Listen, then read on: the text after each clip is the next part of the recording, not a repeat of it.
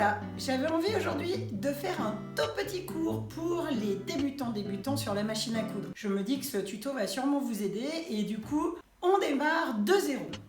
Donc, j'ai prévu aujourd'hui d'utiliser une machine assez basique, cela dit de très bonne qualité. Peu importe la marque, je fais aucune publicité, je fais aucune démarche commerciale dans ce sens. Chacune a sa machine et en général, depuis un siècle, ça n'a pas beaucoup évolué. Donc, ici, c'est une machine qui est électronique, qui a une quinzaine de points de base que vous pouvez utiliser vraiment pour plein de fonctions et très simple à utiliser avec quelques petits accessoires de confort comme le réglage pour la vitesse, le point avant-arrière, vous pouvez aussi coudre sans la pédale et il y a effectivement l'enfilage simplifié et automatique. Je vais tout d'abord brancher, bien entendu, ma machine et la mettre en service. Donc j'allume sur on-off. Jusque-là, ça va. En général, on s'en sort toutes pas trop mal. J'ai bien sûr connecté le branchement de la pédale qui est sous ma table.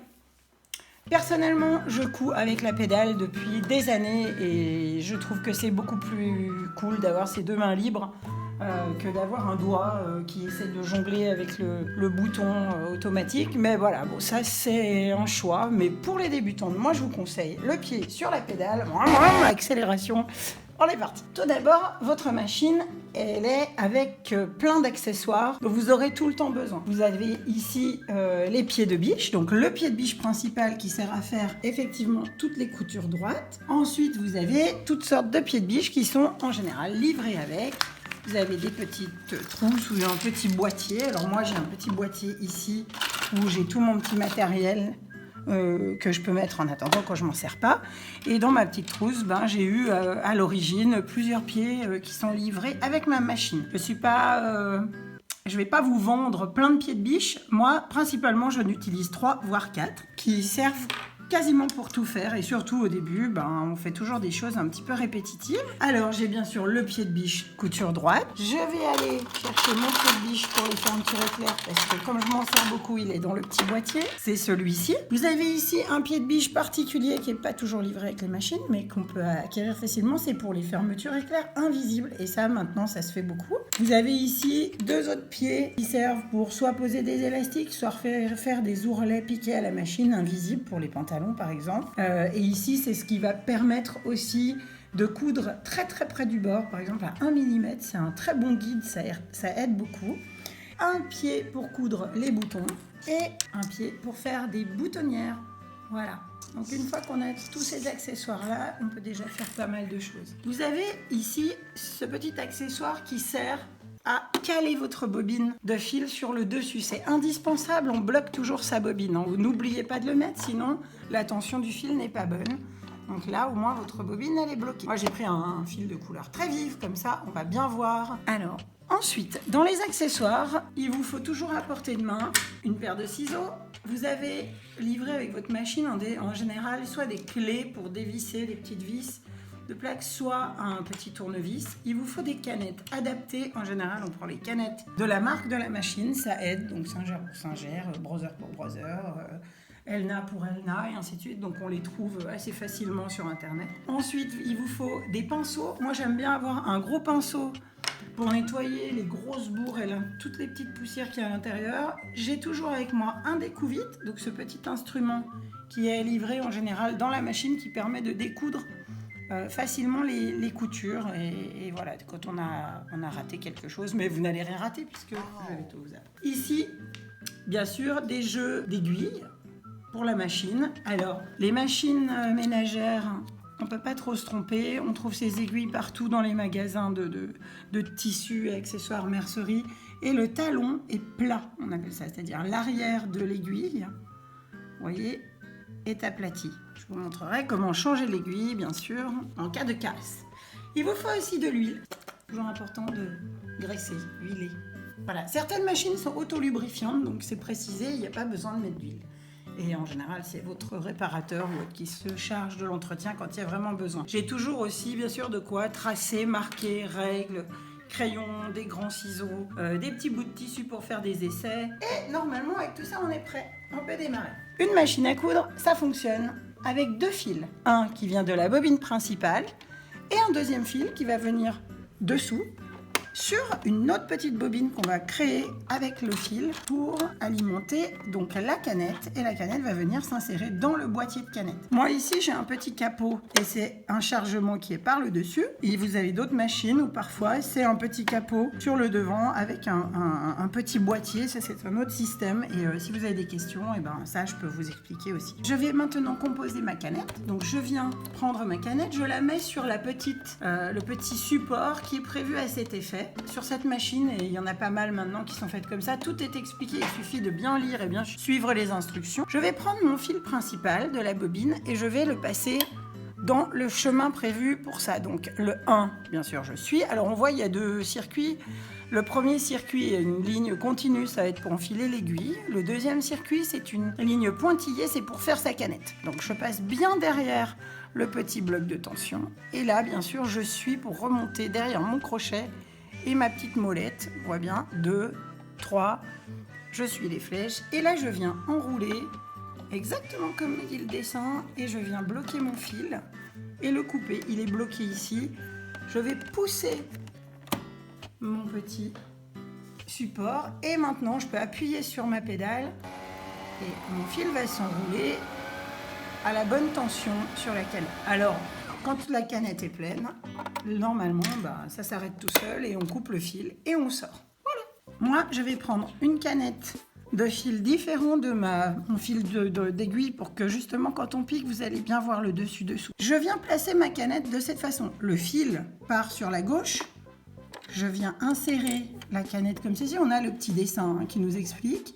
Et je viens passer derrière la petite flèche et encore derrière le petit couloir où il y a la petite flèche qui m'explique que je dois couper mon fil. Je ferme mon petit boîtier et là, ma machine pour la canette, c'est prêt. Je reprends mon fil du dessus de ma bobine. Et là, comme j'étais déjà dans le 1 et 2, ça ne change pas. Je continue, je descends 3.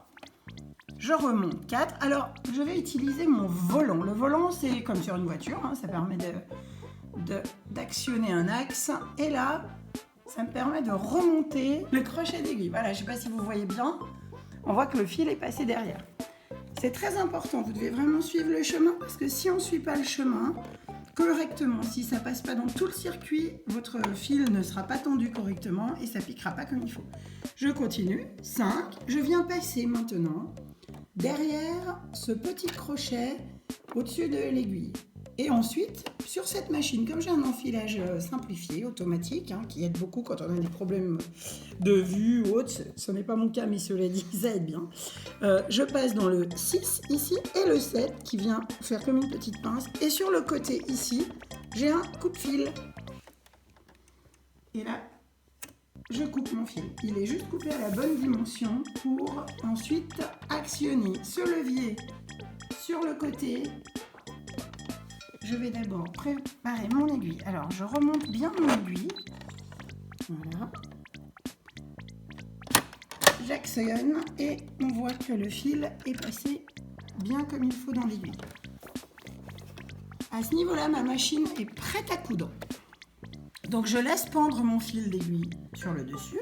On le passe toujours sous le pied de biche, entre ce qu'on appelle la griffe et la plaque d'aiguille qui est ici, la griffe et le pied de biche. Le fil de l'aiguille doit toujours être ici. À ce moment-là, je vais choisir toutes les fonctions pour piquer et faire exactement ce dont j'ai besoin avec ma machine à coudre. On voit qu'ici, j'ai toute une série de points qui me permettent de faire soit des piqûres droites, des piqûres en zigzag, des piqûres un peu plus solides pour certaines coutures dans du stretch ou faire des surjets ou des choses comme ça, des points invisibles pour les ourlets, des piqûres pour coudre les élastiques, des piqûres triples, alors normalement c'est pour être extensible, et des petits festons, des petites garnitures et 3 sortes de boutonnières. Ici, j'ai ma petite molette qui me permet de choisir mon point. Donc on voit que 1, je vais avoir ce point-là. 2, je vais avoir ce point-là. Et à chaque fois, sur l'écran à cristaux liquides, ça s'affiche la qualité de cette piqûre, de ce point. Ici, je vais avoir, quand je vois 3,5, ça m'explique que mon aiguille est centrée par rapport à mon pied de biche. C'est-à-dire L'aiguille est au milieu du pied de biche. Un pied de biche, c'est 1,5 cm. Et donc, le milieu, ici, depuis le bord, ça va être 0,75. Et on a cette petite partie ovale, ici, qui fait aussi 0,75. Ce qui fait que la moitié, ça va être donc 0,35, c'est-à-dire 3,5. Alors, c'est un petit peu compliqué tous ces calculs, mais vous savez que 3,5, vous êtes au milieu. Si je décale ici, sur le 1, on voit que là, je serai à 0. Ça veut dire que mon aiguille, elle est au maximum à gauche. Je ne peux pas aller plus loin. Si je viens sur le 2, le point où la couture est centrée, et que je veux par contre décaler mon aiguille complètement sur la droite, alors je vais utiliser ce bouton là et être à 7. 7, c'est le maximum à droite. On a une amplitude de 0 à 7, donc 3,5, c'est au milieu. Voilà. En point droit, ça veut dire que vous ferez une couture droite, mais avec l'aiguille centrée. Ici, ce bouton vous permet de régler la longueur de point. 2,5, c'est une longueur de point classique, c'est-à-dire c'est la distance de piquage entre chaque point. Voilà. 2,5, c'est classique et on peut aller jusqu'à 5 sur cette machine. Voilà. En gros, ça devrait faire 5 mm de long. Bon, c'est pas tout à fait le cas, c'est plutôt 4 que autre et ça dépend de l'épaisseur du tissu. Donc, voilà, on adapte à chaque fois la position de l'aiguille, le pied de biche, l'aiguille, parce que les aiguilles sont toutes différentes, elles ont toutes différentes grosseurs. Et on adapte la longueur de point, bien sûr, et le point que l'on veut faire. Maintenant, je vais vous montrer les 2-3 fonctions de base de votre machine. D'abord, on va changer de pied de biche. Donc, quand on a besoin d'utiliser un pied spécial pour une fonction particulière, on va changer son pied de biche.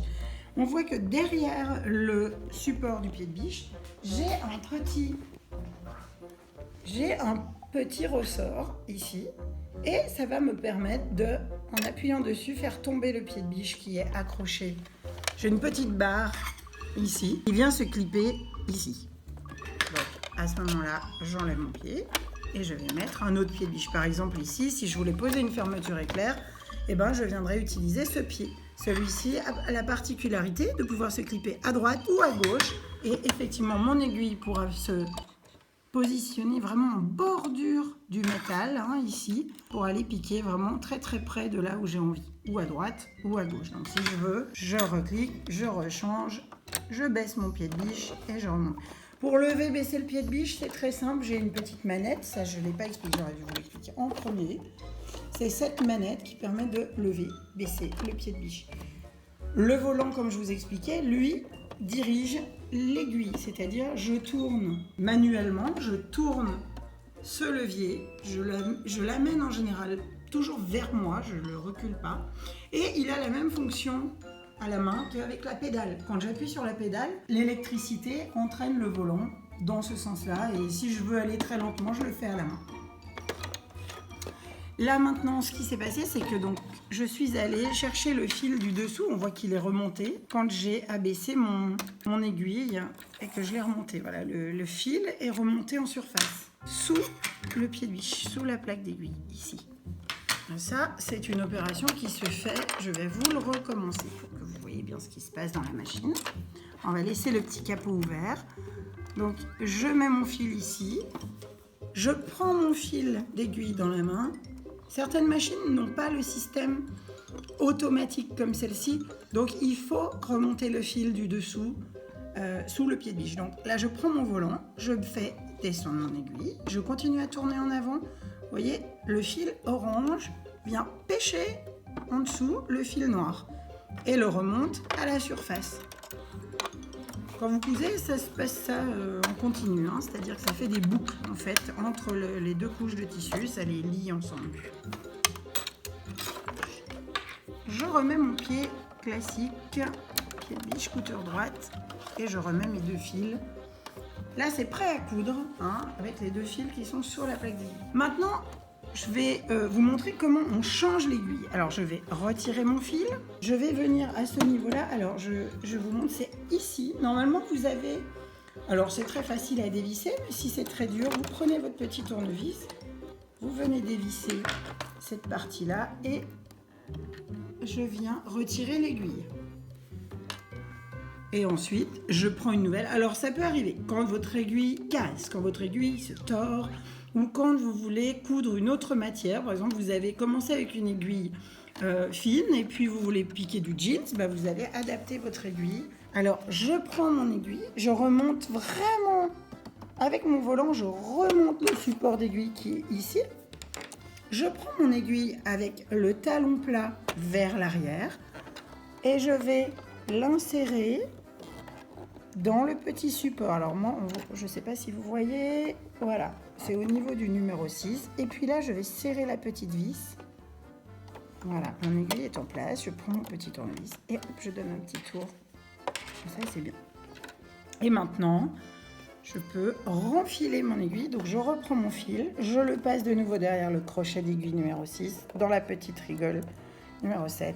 Maintenant, on va piquer tout simplement des lignes droites, des lignes courbes et on va de nouveau faire des angles aigus mais sans les croiser. J'ai préparé ma petite planche. Alors, on commence par les lignes droites. Donc, je me mets au début de ma ligne. C'est parti, je vérifie toujours mes réglages. Je plante mon aiguille où je tiens mes fils au départ, ce qui permet d'éviter de faire des nœuds. Hein, c'est très important.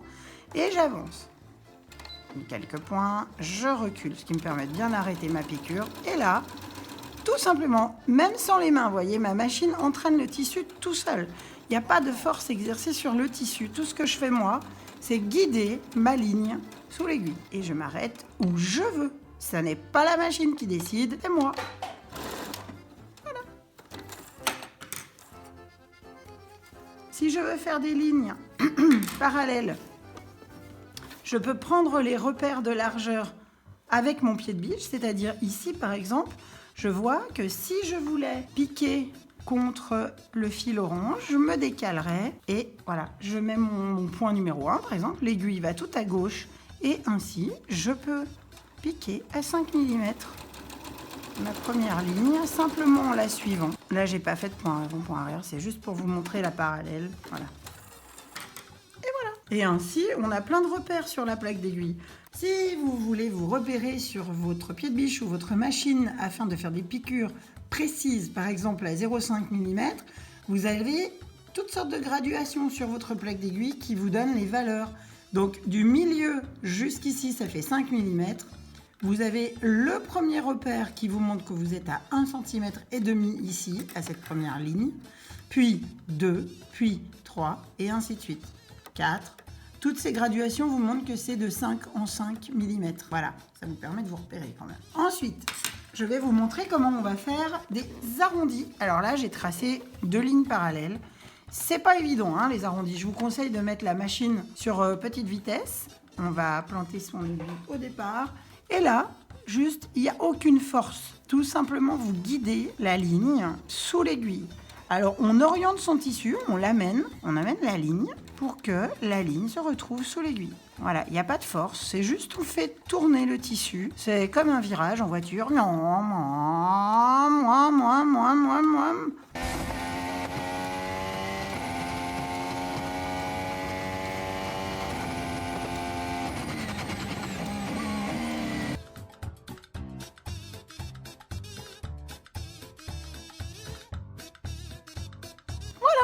Bon, je suis pas tout à fait dessus, mais l'idée, elle est là. Si je veux faire une ligne brisée et maintenant, sans croiser mes angles, mais en faisant des jolis angles bien pointus, pareil, je démarre au bout de ma ligne. Et là, très important, j'arrive en approche de mon angle, j'enlève le pied de ma pédale, je prends à la main le volant et je tourne vers moi. Un point... 2 points. Et juste au moment où je veux planter dans l'angle, je calcule exactement où je veux planter. Avant de planter mon aiguille, je peux tout à fait soulever un tout petit peu mon pied de biche, me diriger exactement au-dessus du point de l'angle. Et là, je vais planter mon aiguille. Je vais soulever le pied de biche, tourner le tissu et je remets donc bien dans l'axe l'aiguille sur la ligne et je repars. Je ralentis, je plante. Je calcule où je vais planter. Là, j'ai beaucoup de chance. Je suis pile au-dessus de mon angle. Je plante, je soulève et je tourne.